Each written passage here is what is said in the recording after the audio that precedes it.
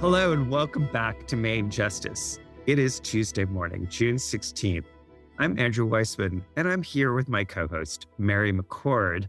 And it is a very weird thing because for some reason, both Mary and I, this is going to be very out of character, have the giggles. Yes, we do. And it's weird because I think it's lack of sleep, personally, but I guess it's in spite of the fact that the country is going to hell in a handbasket, at least politically. I don't know. Maybe it's the Knicks. Yeah. I have a reason. Maybe it's the Knicks. USA men's team won. So, there are good things happening. In fact, today, there are good things in a couple of our segments. There are. I was thinking maybe it's because the last couple of weeks where we try and find glimmer of hope. Yeah, the silver lining. We're going to talk about the Kennedy Center. I'm going to give you just a quick high-level take, but then we're going to get going, which is I want to feel grateful for the decision. I want to feel grateful for what's happened. But it's like settling the Iran war. It's like, okay. Yeah. How many times are we going to, Right. We engaged in a war that was needless only to get back to the status quo or worse. But let's assume it was just the status quo. I mean, there's a lot of arguments that it's not it's at worse. all. Yes, that's right. But even if you got back to the status quo, it's like, I'm sorry. So the memorial to an assassinated president, a memorial. And yes, it is the rule of law in action, but it reminds me, the mother of a friend of mine used to always say to her when she would come back and be like, I did really well on an exam. And she would be like, you don't get praise for doing the right thing. Oh, gosh. Tough love. Yes. Exactly. Yes. Okay. All right. Well, that gave a little preview of topic one. So thing one is good news in the fight against revisionist history. That includes not only the last minute litigation to try to prevent Judge Cooper's order to take Donald Trump's name off of the Kennedy Center and do other things, all the flurry of litigation Friday night, the end of the day, each court denied Trump's request, last minute, 11th hour, 59th minute request to keep that name on, and that name has come down. So that's a part of fighting back against revisionist history. But another one that may have gone somewhat unnoticed is a very important decision by a federal district court judge that basically tells the National Park Service and all of the federal lands where there is interpretive signage and there is all kinds of educational materials that you got to put back up all of the stuff that you took down under this executive order that really wanted to, whitewash is clearly the word here, whitewash our history, remove references to civil rights and enslavement, remove references to climate change, remove references to indigenous people, like anything that was historically accurate, he wanted out of our national parks, and that got enjoined. Straight out of 1984. Yeah. Straight out of Newspeak. Okay, Mary, thing two. Thing two is also in the good news bucket related to funding. The slush fund, I guess Todd Blanche is finding it's not good enough just to say we're not going to do the slush fund because a federal court in Alexandria said, look, I can't just take your word for it. You need to actually put a ring on it. Exactly. Put a ring on it. That's right. Got to be official. So that judge says that. And we've also got the filing by the personal Trump team in Florida in response to the judge's order in the case that had been dismissed, his case against the IRS that had led to this entire fund, that filing that we'll talk a little bit about. So that's thing one when it comes to funding. Thing two when it comes to funding is once again, a judge has said, all of those green energy grants that you pulled, Trump administration, only in blue states and not in red states, and now having admitted they were only pulled in blue states and not red states, those are getting reinstated. So that's another good news. It is, but can people just stop for a second? I want to make sure everyone heard what you said, which is the administration has conceded in writing that it was taking funding away, state funding, but it was doing so based on politics. Yes. And it's conceded that it was taking the funding away in blue states. In states that voted for Kamala Harris in the last presidential election, to be clear about how they determined that. And they've conceded that that's what they did. And then if we have time, I hope that we can talk a little bit about an injunction against Ken Paxton for trying to essentially use his powers under Texas state law to go after Act Blue. And it's relying, the judge who said, no, you can't do that. That's First Amendment retaliation. He relied on a case that my organization brought the Jolt case, where we also sued Ken Paxton for retaliation against a Latino voting rights organization and got an injunction. So good stuff there. That's all positive. Thing 3 is going to go back to a topic we talked about a few weeks ago when the revelations became public about some misconduct by the U.S. Attorney's Office in Chicago in the Broadview 6 case. That was a case that is a now dismissed with prejudice indictment of activists who were protesting ICE's surge there, who had been charged with a felony conspiracy count and a bunch of misdemeanors. And the transcripts, the full unredacted transcripts of those grand jury presentations have become public. We learned about them from the judge when we talked about this before, but now they're public. And I don't know, Andrew, about you, but I'm going to have some questions for you because I'd like to know, did you ever say anything remotely like what these prosecutors said in that grand jury? Because it is staggering. This is one where people are going to be like, but didn't we cover that? No, we had just what the judge said, what she found interesting and shocking, and she is looking into. It remains to be seen what happens. But there are 3 grand jury transcripts that are now entirely public, except for some names. So Mary and I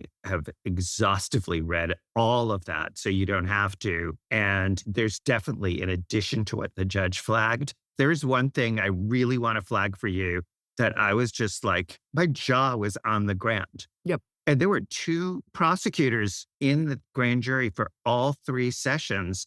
Okay. Yeah. I'm going from giggles to triggered. I'm getting triggered. So let's go to thing 1. Yes. So people maybe have followed this on Friday because it was really pretty big news, right? That was the date that Judge Cooper, we had gone exhaustively through Judge Cooper's opinion about how he found that the changes at the Kennedy Center were not authorized by law, right? He had given the administration until Friday midnight to get Donald Trump's name off of the side of the Kennedy Center. And everything else. I would say that everything else had pretty much already been done in terms of the website and digital things, but this name is on the side of the Kennedy Center. So waiting all the way till Thursday, in comes the Trump administration asking Judge Cooper first to stay this because they're clearly going to win on appeal. They are now appealing it. And so it would be so confusing and a waste of resources to take down the name just to put it back up again. That was denied by Judge Cooper. So they ran to the circuit and they filed a motion. I'm sorry, what would the confusion be? Oh, if there were 3 name changes in a year and a half, then how could the public ever follow this? And I should say, and we're going to read some of this from the motion in the circuit, the other argument they made is that fundraising will drop so much without Donald Trump's name on it. Because in the history of the Kennedy Center, they've obviously had such a difficult time fundraising. So what happened? So obviously he just complied with the order and he just took his name off. Well, hang on. I want to talk about this stay motion because I just couldn't I first read it on my phone, then I reread it on my laptop. The first couple sentences read kind of like a normal motion, right? Defendants respectfully seek a stay pending appeal of the district court's permanent injunction. But after a couple of sentences, it completely changes and it goes on 1 paragraph with no paragraph breaks for 3 full pages that reads like a long Donald Trump Truth Social post. Too long to read the whole thing. Wait, Mary, what do you mean it reads like one? Well, yes. So let me read a little and then we will let our audience judge. The district court is not allowing us to close in order to properly fix up and repair the building, including potentially life-threatening structural damage like beams and parking garage ceilings that are rusted and in serious danger of falling onto people below. Indeed, total collapse! Exclamation point. Moreover, stripping President Trump's name from the center threatens to substantially undermine fundraising and financial viability at the most sensitive point in its history, a time when other such performing arts structures throughout the country are in serious financial difficulty, many of them, like the Kennedy Center, losing hundreds of millions of dollars per year. Whose fault is that? I added that whose fault is that part. He goes, without the name Trump on the building, our fundraising will not only come to a halt, but any and all monies raised or committed would be obligated to be returned, refunded, or terminated. And this, they explain, is because the new Trump board of the Kennedy Center voted to change its bylaws so that anybody who gave money with the Trump name on it only did so because the Trump name is on it and they'd have to give it back. They changed the bylaws to say that. And here's then this now talking about how the bylaws change. The reason for this clause is that people and companies who have given or will be giving millions of dollars to the center were only willing to do so with the name Trump on the building. Many did it because they loved the concept of two great presidents, one Republican, one Democrat, working together as one. In many ways, a bipartisan relationship! Exclamation point. All of this money, hundreds of millions of dollars, will have to be immediately returned or not received by the center. No one else other than President Trump would be in the position of both rebuilding the building and raising money for its operations. You get the picture. It goes on and on and on and on. Oh, the building is also in bad shape, he says, and unsightly to look at, a constant source of conversation within the Washington, D.C. area. I live here in the Washington, D.C. area. This is not a constant source of conversation. Things in here are just utterly unsupported by any facts in the world. Or contrary to facts, because it's not actually what's happening.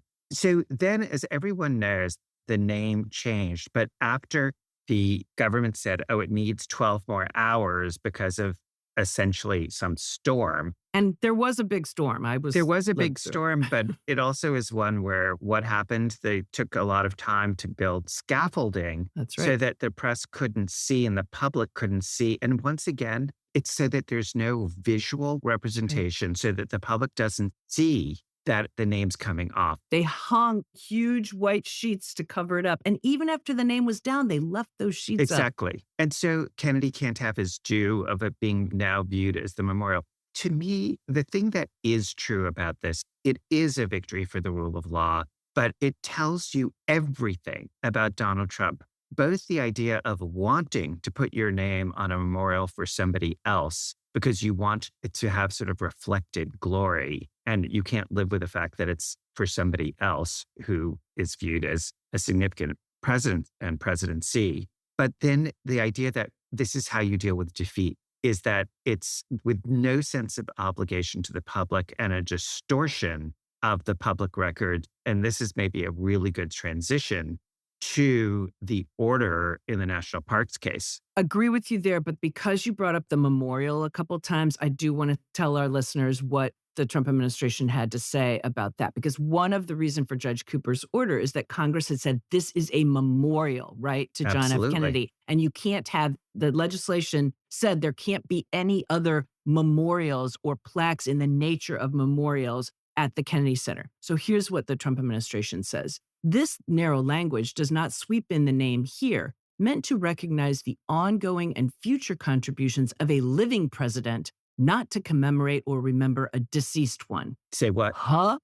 So it's pretty shocking to me. I mean, just to be clear, that was rejected by the district judge. It was rejected by the Court of Appeals. That's The right. reason this all happened is that all those last minute appeals to the district judge and to the Court of Appeals were denied. So now should we go to what happened in the national parks context? Because to me, there was some really choice language where the judge said, going through the history and a lot of different statutes that govern the national park system and many overlapping statutes with congressional authority for the fact that these are a public asset and that there is a public education purpose to these national parks. And the judge goes on and on about what it is that the Trump administration wants to do, which is to eradicate everything about slavery, about Jim Crow, about not just a woman's right to choose, but a woman's right to vote,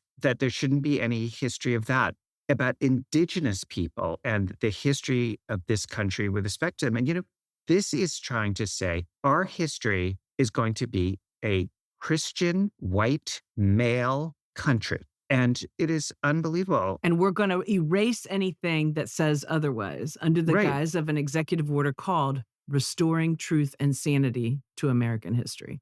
Restoring truth, to me, that is the same thing. This is about not just lying to the American people, it is sanitizing history and in such a pernicious way, because who controls those facts and what our country's about and how people are educated and what new generations learn is so fundamentally against what a democracy is supposed to be about. I mean, I hate to bring up my book, but this is exactly why I wrote my book about political lies and this idea of being able to whitewash who we are. And it's so anathema to the idea that what makes us strong is not pretending that this didn't happen. It's recognizing it and dealing with it and thinking about ways to overcome it. But when your view is reality is what I tell you it is, you really have this very different way that an authoritarian leader seeks to govern that is straight out of countries where there is no freedom of speech, where it is all very controlled, what the message is and what you see and what you learn. Yes. And for those who are thinking, okay, I get all that. What is the legal basis for this ruling? Yep. This was a case under the Administrative Procedure Act, which says when a federal agency completely switches course on something, we can review that final agency action. Here it was, the now taking down signage already since last May, more than a year, have taken down all kinds of interpretive signage, changed all kinds of programs, taken down educational materials that are on websites in addition to actually in the parks and on federal lands. And so the judge found this was arbitrary and capricious, that the administration could not rationally explain its decision to do this, which were contrary to statutes that require sort of the preservation of these parks and the educational value and providing interpretive and educational materials to the public. That's in the statutes.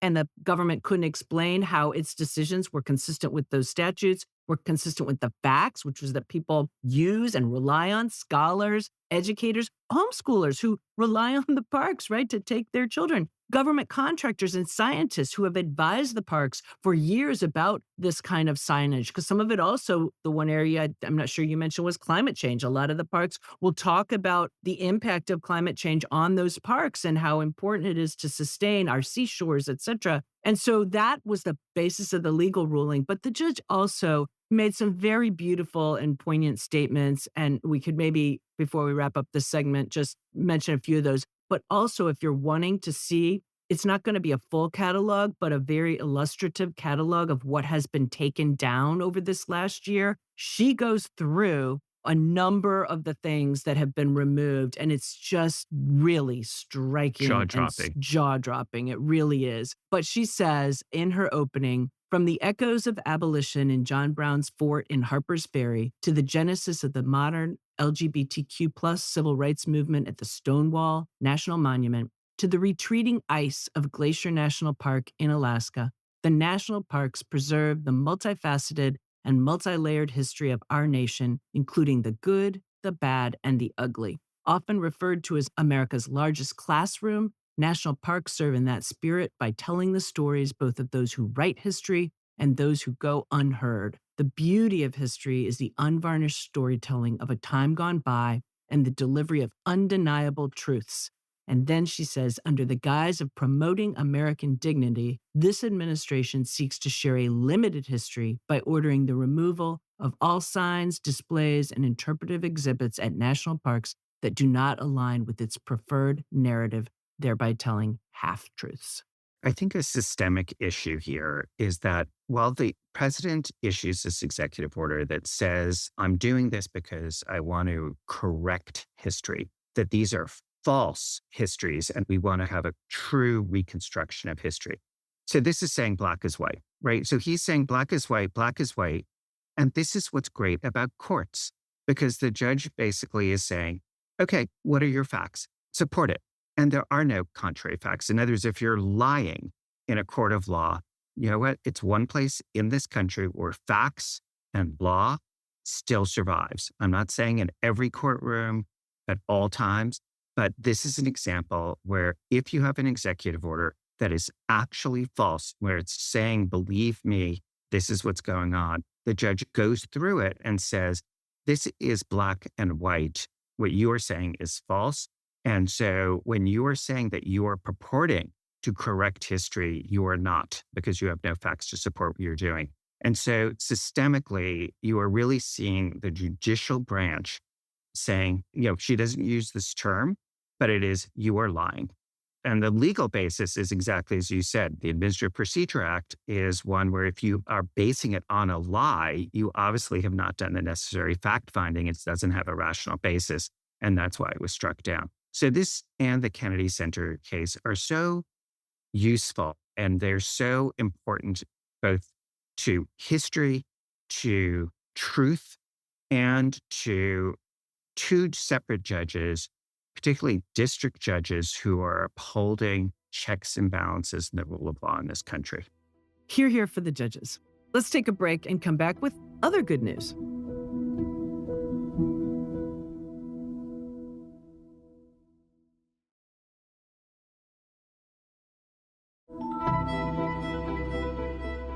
Welcome back. As promised, we are going to switch gears, but also on good news coming out of the courts to funding related things, starting with the slush fund. So we've got litigation going on in two different courts, right? One is a federal district court in Alexandria, Virginia, where there had been a very early kind of a TRO saying, don't expend any funds from the slush fund while we get full briefing on a motion for a temporary restraining order or order a preliminary injunction. And the judge had to do that because the government wasn't willing to say, oh, we won't go ahead and spend any money or move any money. There was an argument last week, and we've got a ruling out of that court. And there was also last week a development. We have no ruling, but a filing by Donald Trump and his sons and the Trump Organization in the Florida case, the case he had originally brought against the IRS, where the court said, in response to a motion by 35 former judges, said, I want to get some more information about the grievous representations in this motion about collusion to ever bring that case just for the purpose of settling. And I want to make some inquiries under Rule 11 about misconduct in front of the court and potentially a fraud on the court, and ordered a filing by Friday. So, first of all, with respect to the injunction, we have only a short order, Andrew, but did you read anything about the things that the judge said in court that day? That's Leonie Brinkema. Yeah. So Judge Brinkema is a longtime federal judge who, if you're in the DC area, she's like right across the river in Virginia. Everybody knows her, and she's got a really great reputation. She's got one of those reputations, which is if you're right, you want to be in front of her. And if you're wrong, you kind of know what's going to happen because she's a good judge, right? And she's also no nonsense. And so that's what's happening here. I'm going to give you the bottom line up front. Yes, the bluff. So the bluff, which is, she's like, you know what? Put a ring on it. She's like, if you're telling me that this is over because the government was basically nothing to see here because this particular case is different than the Florida case. This particular case is about how the money would be spent. Remember, there's different issues. There's, should you create the fund at all? Is it lawful to create it? Yeah, exactly. That and the general civil release. Those are all things potentially in front of the Florida case. But here, it's very much like how the money would be spent. And so the government came in and is basically going, nothing to see here because we're not going forward. And Todd Blanche said when he was testifying before the House that it's not going to go forward. And he also said at the time, why do I need to put anything on paper? I'm telling you, it's not going to go forward.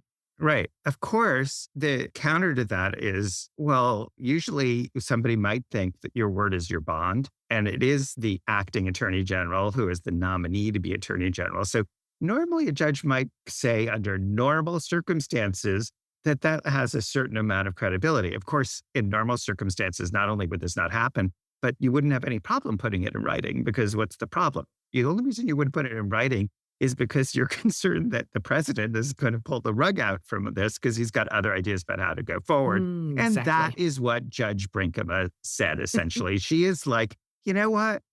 I need to see it in writing. And one of the reasons I need to see it in writing is because the president of the United States has been on air saying, I think this is a really good idea. So between the two of them, the president who says that he has complete control over the Department of Justice, as far as I can tell, essentially words to that effect. And you have Todd Blanche saying he agrees with that. Like, why shouldn't he just control everything that I do?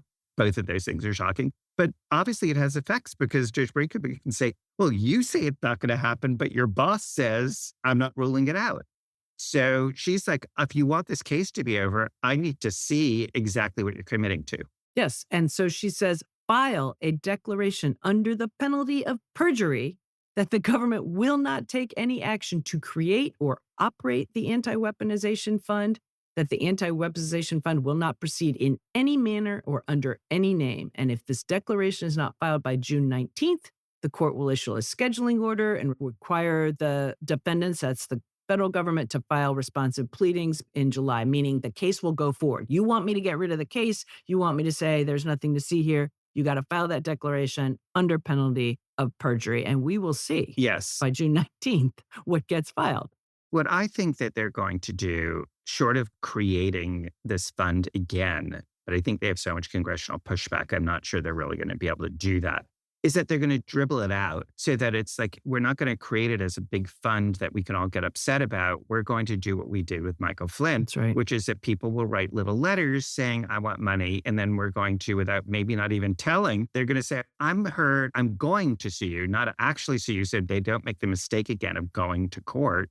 And DOJ will be like, I'm just going to keep settling all this stuff. And it's not clear it'll even be transparent and that we will see what's going on. I don't know that we have seen what's already happened. We know about the Michael Flynn one, but there's nothing to say that this hasn't happened in other situations that we do not know about. We don't know what we don't know, right? Because Exactly. settlements can be private. And as we both know, it's not necessarily a bad thing for the government to settle with a litigant even before things go to court. That is the whole premise behind the Federal Tort Claims Act's requirement that you have to give the government notice you're going to file a lawsuit, because then the government can take a look at that.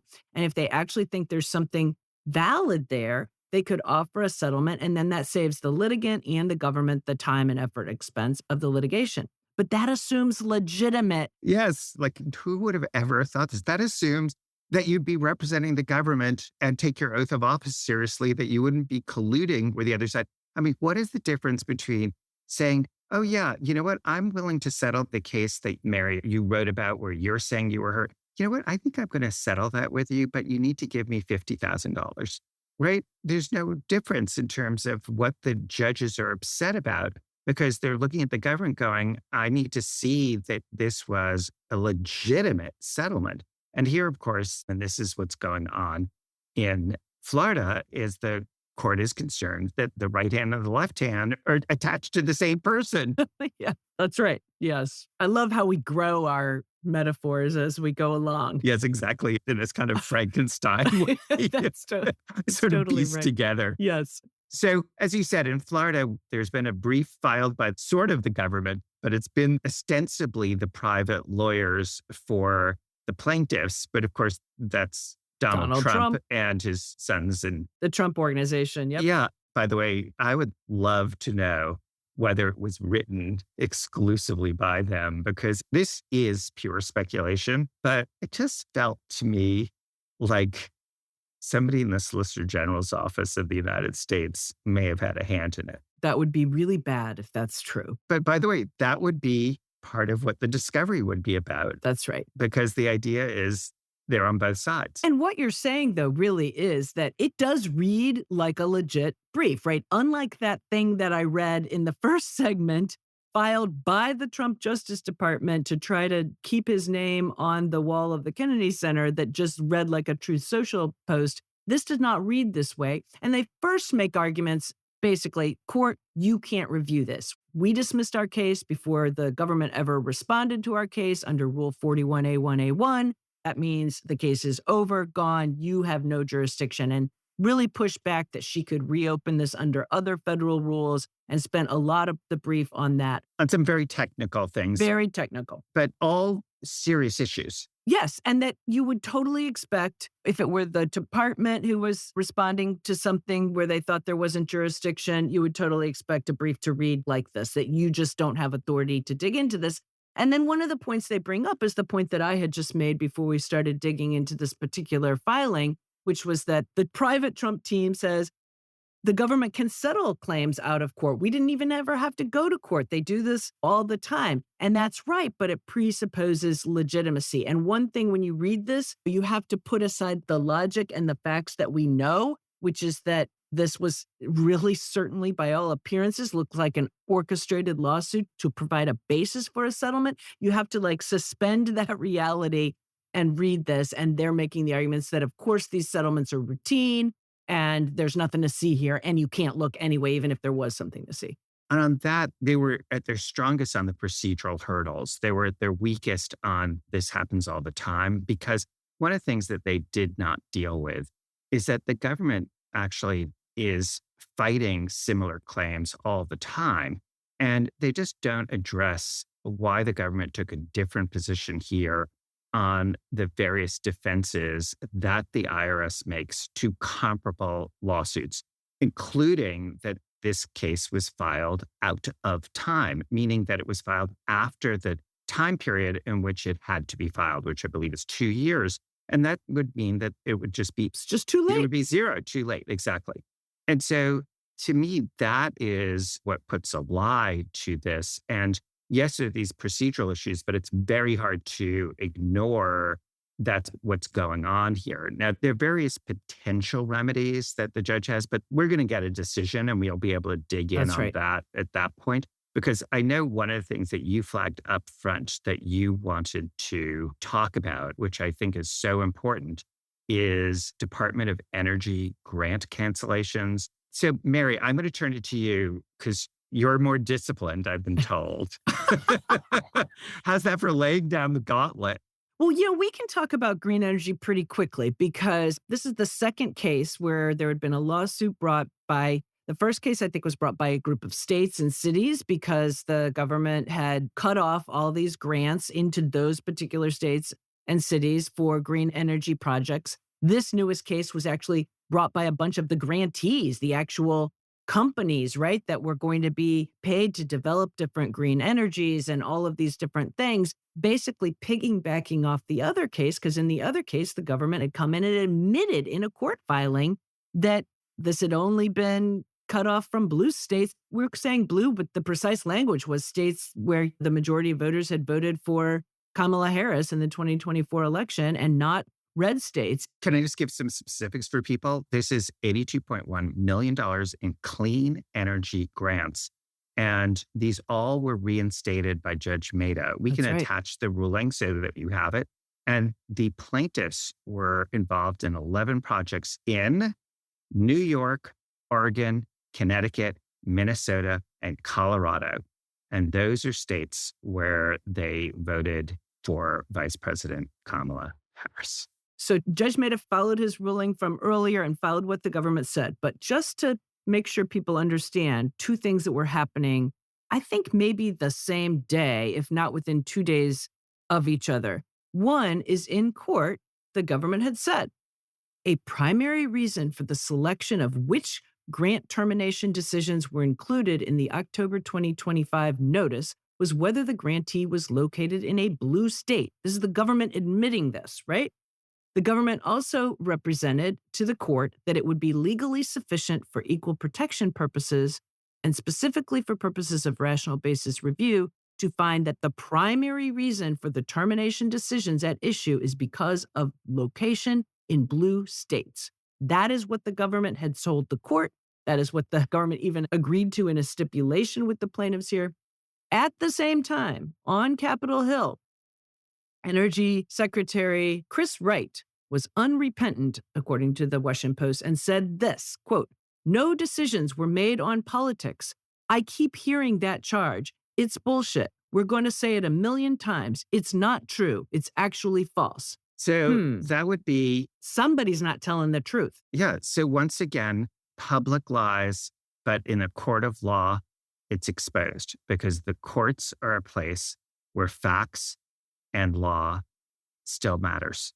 So this is a perfect example. A public official says something that is not true, and it is very hard not to see that as a lie, not just simply incorrect, but intentionally so, because the lawyers for the government conceded that the reason for doing this was, in fact, that they were in so-called blue states.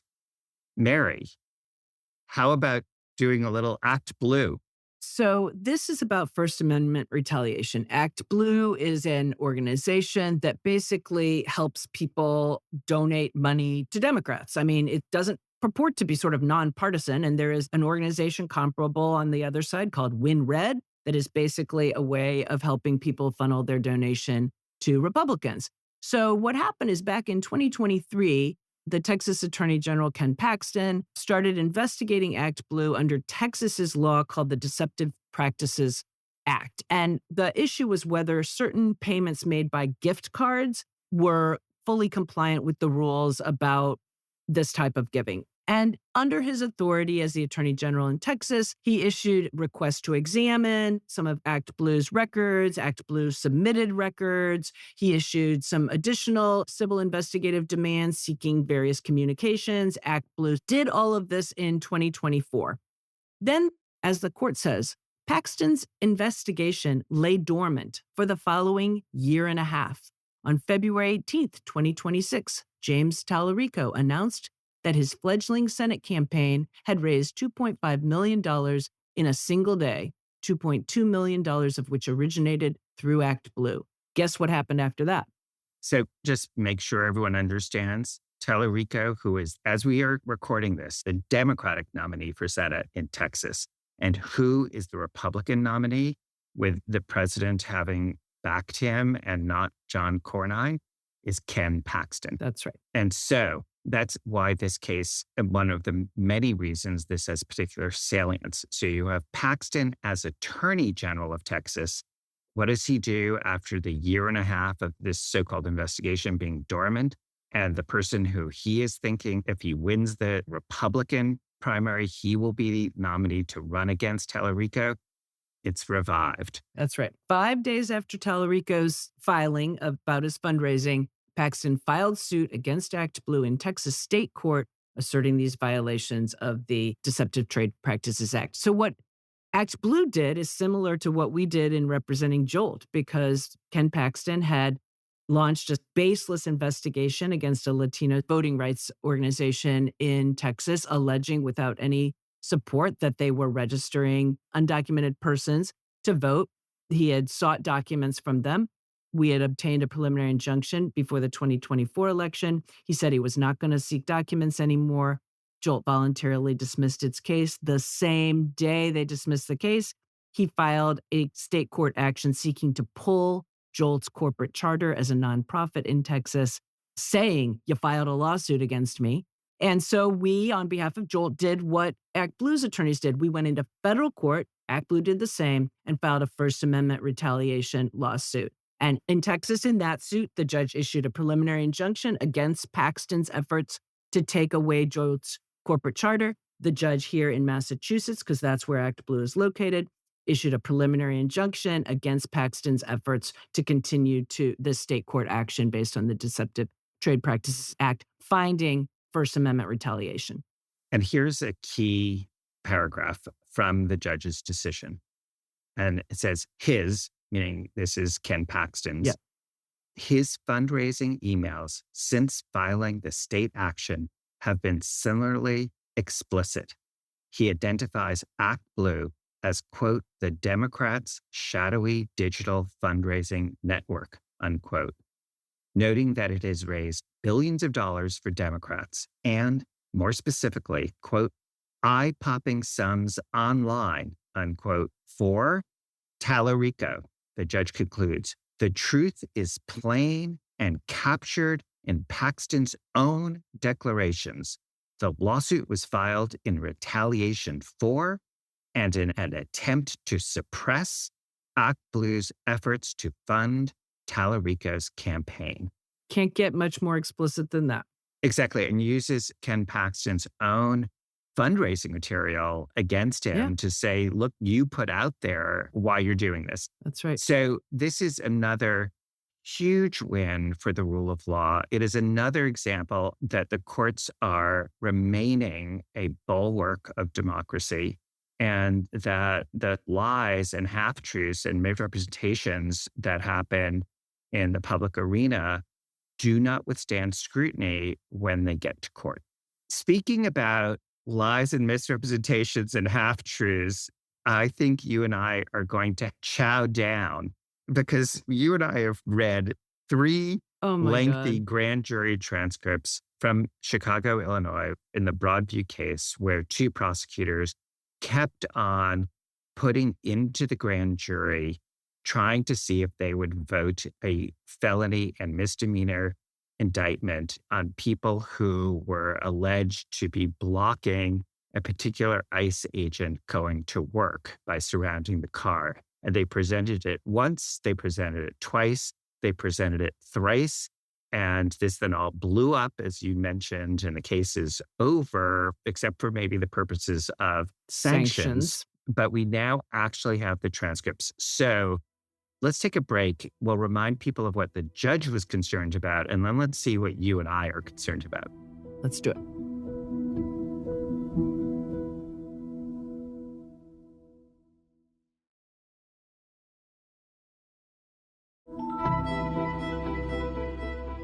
So, Mary, let's remind people that Judge Perry, when she was reviewing the transcript, had a number of issues.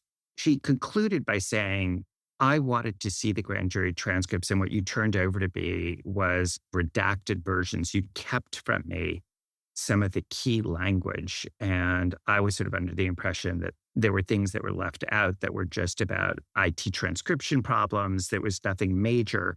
And so she was very upset about the idea that there was lack of candor in terms of what was given to the court. Mhm. In terms of what she saw when she read the material, she said that there was vouching, which is that when a prosecutor essentially says, trust me. And we can read what this prosecutor said, and I Yeah. think everyone will get it. Oh, Yep. oh, there's vouching, right. Yeah. So vouching was one of the things.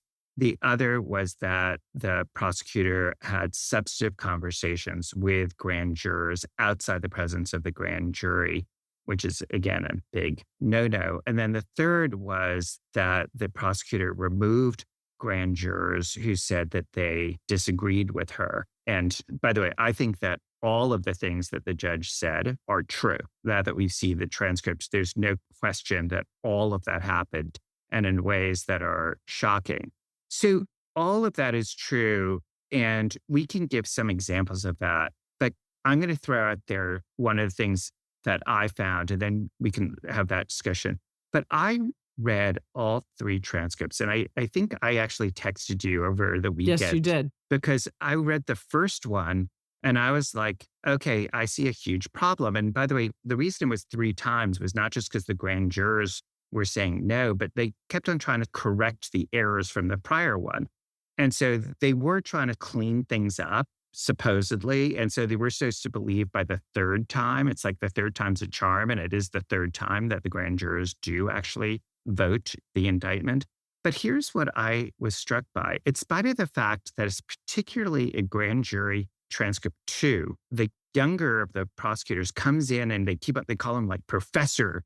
And he comes in and he gives a long description of the law of conspiracy under 18 USC section 372.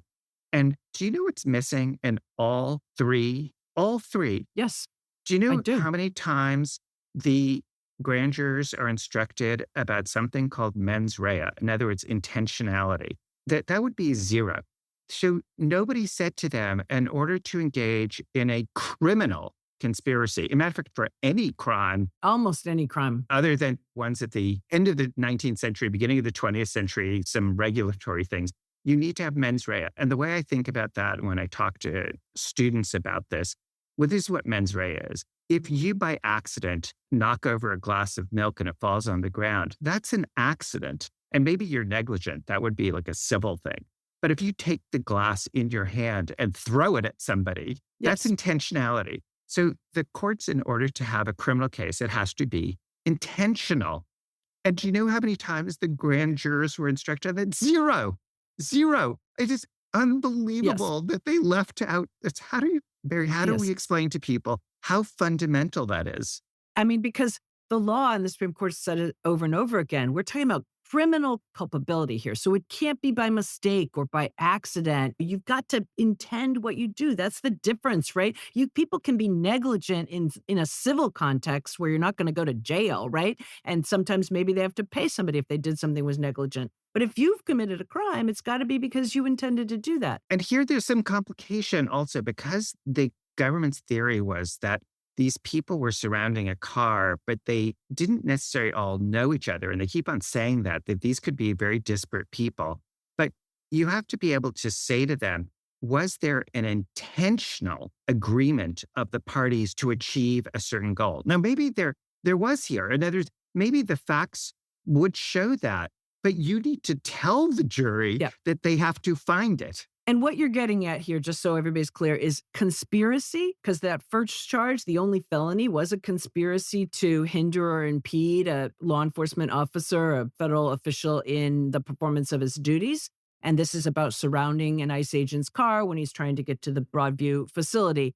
And so it is true, you do not have to have a written agreement, right, to have a conspiracy. It is true, you don't even have to have a spoken, let's all agree to do X, Y, or Z. It can Right. be implied from the conduct. But even if implied from the conduct, the grand jurors too, not just your final jurors at trial, grand jurors too, that there was an intention on the part of the people who were charged with that conspiracy to enter into this agreement, even if it's implied. And I know they never do this even in all three transcripts fully the way we'd like to see it, that they get a little closer by the third try. But the first try, this is what you get from the more experienced prosecutor. So they all run to the front of the car together to hinder and impede the car.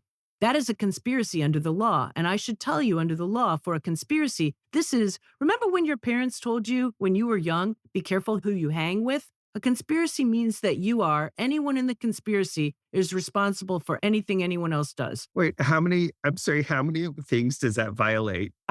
I'm reading and I'm like, are you telling them because they hang out with somebody, they're in a conspiracy? See, by the way, what this federal prosecutor said is actually the example of what you don't say. In other words, it is not a crime to hang out with certain people who do something bad. And so her analogy, I'm not here to say it's stupidity, carelessness, or intentional.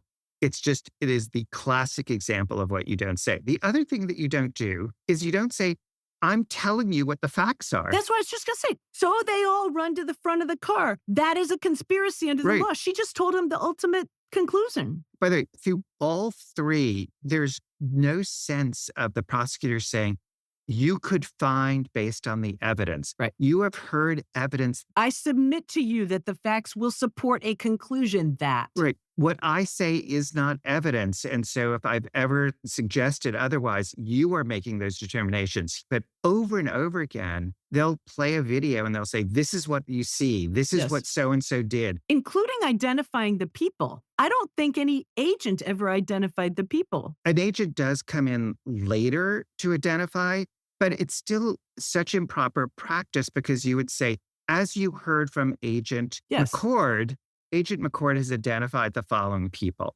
And so this is over and over again, the AUSAs are testifying. They have Yes. not taken an oath. They're not there to testify and give facts. And that happens over and over. So the other thing that they do, and this is something that the judge did call out, is that in the first transcript, and it's funny, except it's so sad, is the AUSA says, that's Assistant United States Attorney, says essentially, trust me, I only bring you cases that are strong. I'm not bringing you weak ones. These are ones where we know they did it. I mean, it's Yeah. just, you cannot do that. And chose which grand jury she wanted to go to, because at least in my old Yes. office, we always had at least 3 going on at any one time. And she starts out by saying, Matt, meaning the other prosecutor, will vouch for me. What a weird thing to say. I said I want to go in front of the Thursday grand jury because I know you and I trust you and you know me and you trust me. And I would never ask you to charge somebody if I didn't think that there was probable cause. And you know, you've asked me before, well, what about this person? And I said, I don't charge people unless I'm absolutely sure.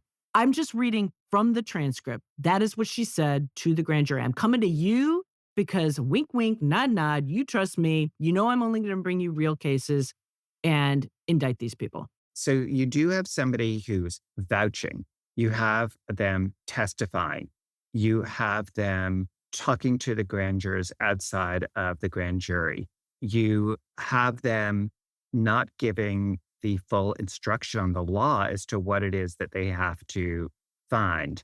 I think there's more. There is more. And really, this is when the judge, she listed things 1, 2, 3, but 3 and 2 kind of go together and they need to be flipped. And that is the next day so this grand jury, after the day we talked about, actually did not vote to indict. And so they came back to try again on another day. And this is when, at some point, as they get going, a grand juror says, do you have unlimited tries? Meaning, if the grand jury says no, can you go back to a grand jury to see if they'll indict it, Yeah. even though one said no? The person says, you can keep coming back as many times as you want. He's asking the question. I don't know if it's a he or a she. This person is asking the question. And Then the prosecutor says, well, I don't think you have to worry about that. I think we're going to be just fine. I hope you don't have your mind made up already that I'm going to need more tries. And then she says, do you have an open mind for deliberation and returning a verdict if the facts meet the law? The grand juror says yes. And then she says, okay, is there anybody here who feels differently? Because if you do, then you shouldn't deliberate. You know, you have a duty to keep an open mind. Now, she's right. They have a duty to keep an open mind, but she's basically signaling if you have your mind made up, you shouldn't be here. She said, you don't get to decide if you like the law or not. I don't get to decide if I like it or not. So if you're telling me now, and I'm reading bits and pieces because this goes on a couple of pages, and you have a right to say to me, this is the case I just don't like and I just can't do it. And if that's true, tell us now, she says. And the grand juror says, well, are you going to present any new actual facts or just a different viewpoint on your side? Because remember, the grand jury refused to indict a few Right. days earlier. And in other words, what's critical here is the grand jury has heard the evidence. And so this is not saying I cannot follow the law no matter what, because no matter what facts you present to me, I disagree with the law. This is where the grand jurors heard the That's evidence right. and said, I can't indict. And so the prosecutor is not distinguishing between those two. So it's basically saying, well, if you made your mind up after hearing the facts Yeah. and it's against me, then you shouldn't sit. I Yeah. mean, it is so stupid, Mary, that it's hard to not view it as intentional. Well, especially when you get to this part. She says, I'm feeling the skepticism already. This is the prosecutor. Are you going to be able to listen with an open mind? She's directly quizzing this grand juror. Tell me the truth. Grand juror says no. And she says, okay, then you have to go. The grand juror says, I heard this case like last week and I thought it was a crock of shit then, and I still think it is. I think, by the way, Mary, I think we have our title of our show. Yes, a crock of shit. And then she says, thank you for your opinion for everyone. I kind of had that impression from last week, she says, but thank you. I mean, she's like going at it with this grand juror. And the grand juror is still asking, do you have any evidence other than, each time the grand juror is saying, do you have something new? Right, exactly. So this is the grand juror who, like, she is basically not getting, the grand juror is saying, I am just against your factual presentation, not that I can't follow the law here. Right. And by the way, one thing that, this is like a little aside, but do you keep on noticing that this same prosecutor would say things that were inaccurate and a grand juror would correct her? Yes. Yes. Like I did over and notice over that. again, she would make some representation like this proposed defendant did X, and the grand juror She's would like, say, no, that's it's a different wrong. one. Yeah. And then she's like, oh, sorry. And then she keeps on coming back going like, mea culpa, mea culpa, mea culpa. Yes. But this is the thing.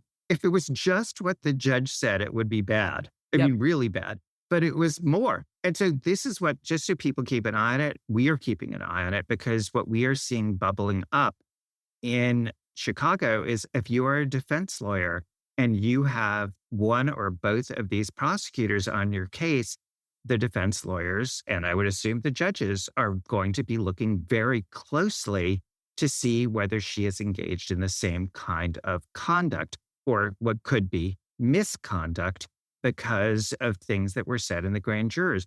And so this is one where, just remember, the grand jury standard for indicting is so low. But even with that, where you should be in any normal case be able to get an indictment just by presenting the facts and the law accurately, here it took 3 tries. But what we're seeing is, I mean, to put it bluntly, whether it's intentional or not, is cheating, in that it is doing and saying things that are really, really inappropriate.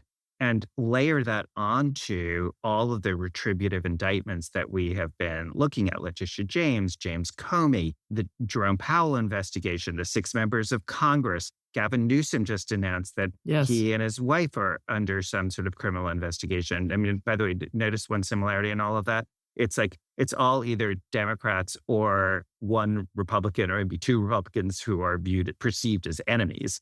And we haven't even talked about yet, but we will come back to it in another episode, what happened over the weekend in Ohio, right, with respect to the search of voting rights organization there and going door to door. I mean, yeah, we can't start. But yes, what did that have in common? Absolutely. Mary and I have talked about the thing that Mary just referred to. We were going to devote much more time to, because all of this is so insidious in terms of what it means in terms of a democratic election. But that's where you can put together the Act Blue case, That's right. is really focusing on things that serve to obstruct the right to vote. That's right. Mary. Yes, it's a lot. And just suffice to say, the next time they came back, she tells the grand jurors, well, I have a mea culpa because I just ran into some grand jurors by the elevator. And rather than her telling them, like every prosecutor knows, I can't talk to you, she purports to explain that this grand juror apologized to her for having walked out the way he did. And she explained that she accepted his apology. She wasn't mad. She understands people have feelings. Do you know how wrong this is? Also, I don't understand. This person was in the office for decades. What kind of training is going on? You know why that really bothers me, Andrew? Because it's one thing for you and me to sit here who spent lots of times in grand juries during our career and say, some of these new people are not playing by the rules. But she was around, at least according to the representations of the junior prosecutor, for like 20 years. And so to me, this casts a pall on federal prosecutors for the last 20 years. Because how can people trust you or I to say, we never did that and nobody we know would have ever done that? We had training on all of these things. I think there's just going to be a whole renewed skepticism, not just of newly hired people who are not being trained, but even some of the others. And I don't know this person and I don't know how she's feeling now, but this is wrong. Every one of these transcripts, her behavior was completely improper. Absolutely, because this is one where correctly people can ask, is it emblematic, not aberrational? That's right. Mary, thank you so much. It has been, well, can I say a pleasure? Yeah. I mean, it's always good to talk this out. And, you read, and then you finally get to put it into words. And I don't always put it into the best words the first time, but we do our best. Yeah. And you're getting unvarnished reactions. Exactly. It should be like our second version might be better, Yeah. but you wouldn't get our triggering. You wouldn't. Thanks for listening, folks. And remember, you can subscribe to MS Now Premium on Apple Podcasts to get this show and other MS Now originals ad-free. And you'll also get subscriber-only bonus content. And a reminder, we're also available on YouTube. You can head to ms.now/mainjustice to listen. This podcast is produced by Vicky Vergolina and Donnie Holloway. Nicholas Vinuela Yodar is our associate producer. The audio engineers for this episode are Bob Mallory and Hazik bin Ahmad Fared. Katie Lau is the senior manager of audio production, and Aisha Turner is the executive producer for MS Now Audio. Search for Main Justice wherever you get your podcasts and follow the series.